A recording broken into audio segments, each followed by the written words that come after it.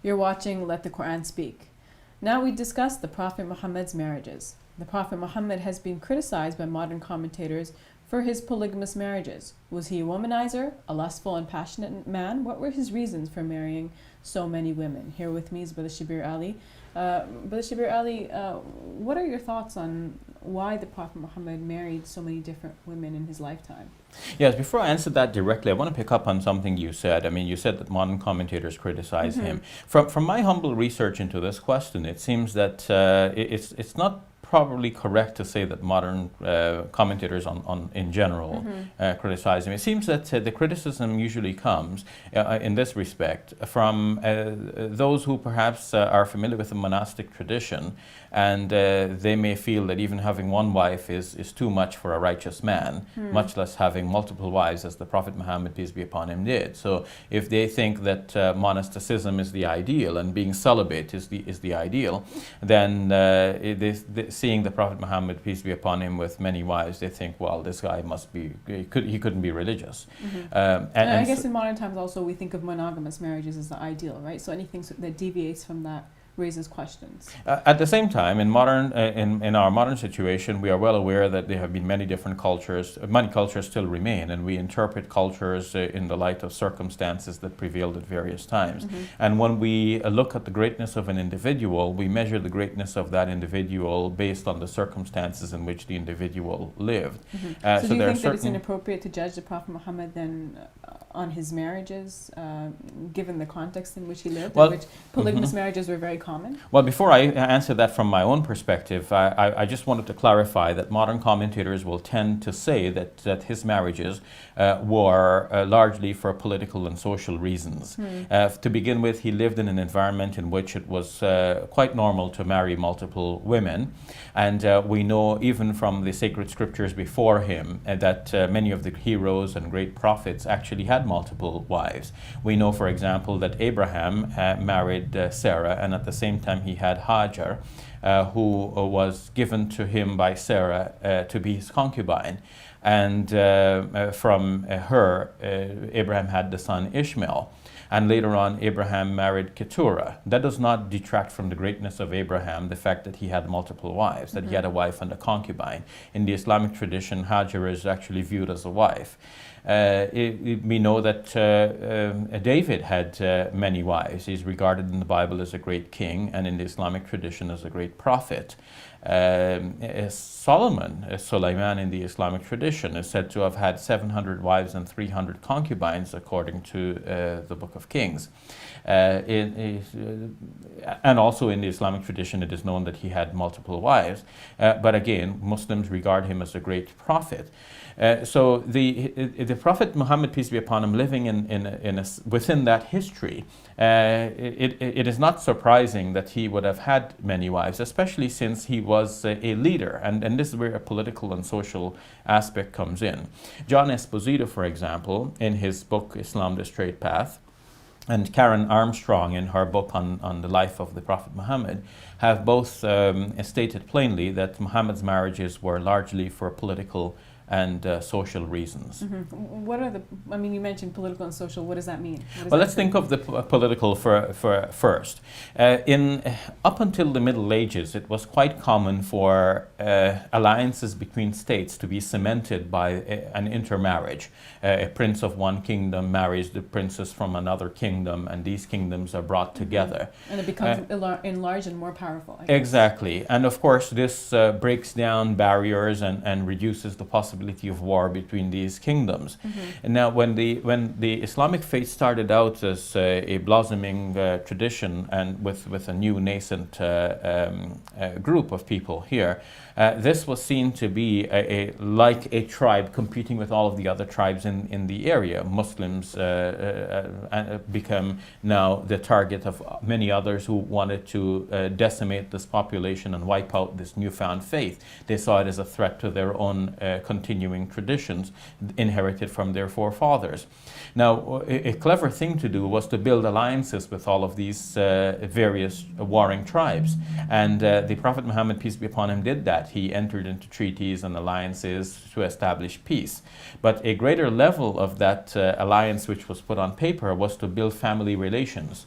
And by the Prophet marrying into one of these tribes, he was actually cementing that relationship and creating goodwill, because now the people of that tribe can think that one of our daughters is married to the Prophet, this great new leader, and so we're attached to him and we're not at war with him anymore. So with this in mind, we can understand why the Prophet Muhammad, peace be upon him, married Safiya, who was the daughter of Huyai, a people with whom the Muslims had been at war. Those people were a Jewish tribe, right? Yes, and they were defeated. Safiya was captured, and the Prophet, peace be upon him, freed her and then gave her the option to marry him. And according to the Islamic tradition, she decided to marry him. A similar thing was done with Juwayriya. And Juwayriya was from the Banu Mustalik tribe. They were at war with the Muslims, and when they were defeated, Juwayriya was captured. And when the Prophet, peace be upon him, married her, the Muslims decided to free all of her people who were captured in that war. And it is reported that Aisha said, "I haven't seen a woman bringing more good to her people than Juwayriya did on the day that she got married to the Prophet, peace be upon him." So those are political reasons. Now, let's Yes. move on to the social then.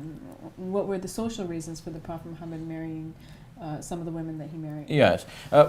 I can say more about political, because some other marriages fall under that category as well. But in terms of social, we can look, for example, at his marriage to Sauda. Sauda was an elderly woman. And when the Prophet's first wife, Khadija, died, there was no one really in the Prophet's household now to care for his young children. He had, according to some reports, 6 children from his first marriage. Some of them died in infancy, the boys, but 4 daughters remained, and some of them were quite young, such as Fatima. And it would have been useful to have a motherly figure to take care of Fatima and the others. So the Prophet, peace be upon him, married Sauda, who was about 55 years old, and that was a way of keeping his household together. The Prophet, peace be upon him, married some women who were widows after their husbands had fallen in battle defending this early Muslim community from outside attacks. So, for example, in the Battle of Badr, we have some widows emerging. Hafsa was the daughter of Omar. The Prophet, peace be upon him, married her, and that was a way of taking care of the widows whose husbands had fallen in battle defending the nascent community. Now, of course, in modern times, we may say that women are quite free and they have everything at their disposal and their leisure. They're educated, they're working, they have careers and so on, and they may not need a husband. In those times, women actually felt unprotected, and they needed a male to take care of them and to provide for them. The Prophet, peace be upon him, by marrying Hafsa, was doing that and fulfilling that role.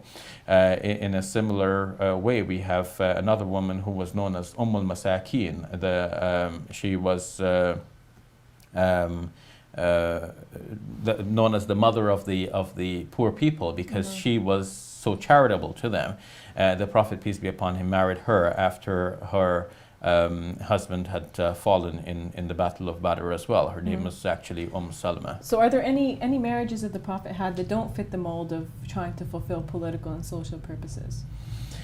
Well, his first marriage was known to be a normal sort of marriage, people meeting and getting married. He was about 25 years old, and he had been in the employ of a woman, Khadija by name, who was known for her own purity and her chastity in that environment. She was said in some traditions to be much older than he was, but he nevertheless got married to her, and he remained with her as his only wife until she finally died, and he was about 50 years old at the time.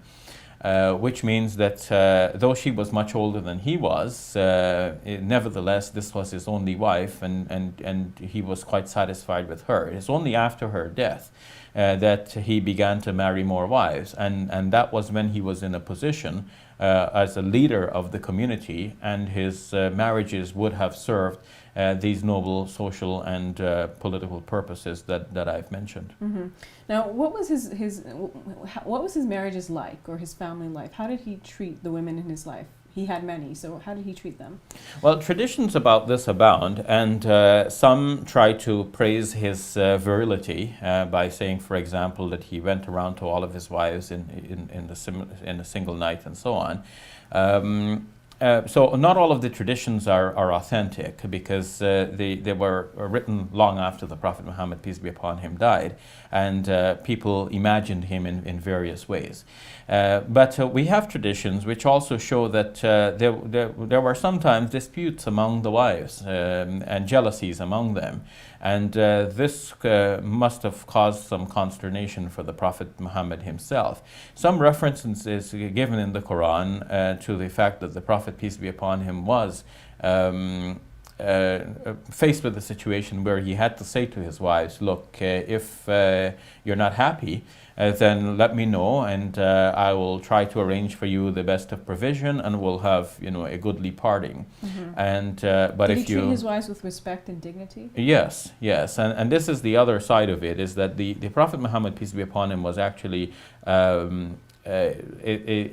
poor person by choice, because he was the leader of the Muslims, and whatever he demanded of them, they would have provided. If a televangelist comes out today and says, look, I need this, then people will readily contribute.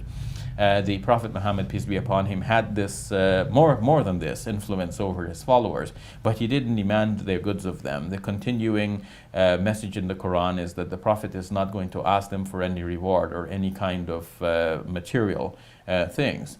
And so the Prophet, peace be upon him, himself remained quite poor, and so his wives, you're poor and then you have many wives, you can imagine the double strain and stress on the family.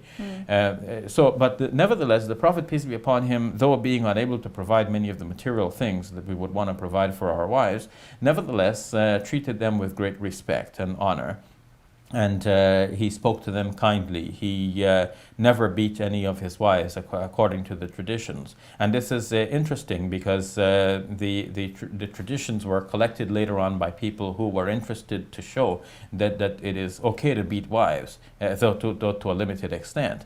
But at the same time, it is noted in these traditions that the Prophet never beat any of his wives. To me, this is an authentic recollection of the Prophet, peace be upon him, himself. All right, we'll leave it at that. Thank you, Brother Sharif. You're welcome. We'll take a break. When we return, we answer questions we've received from you, our viewers.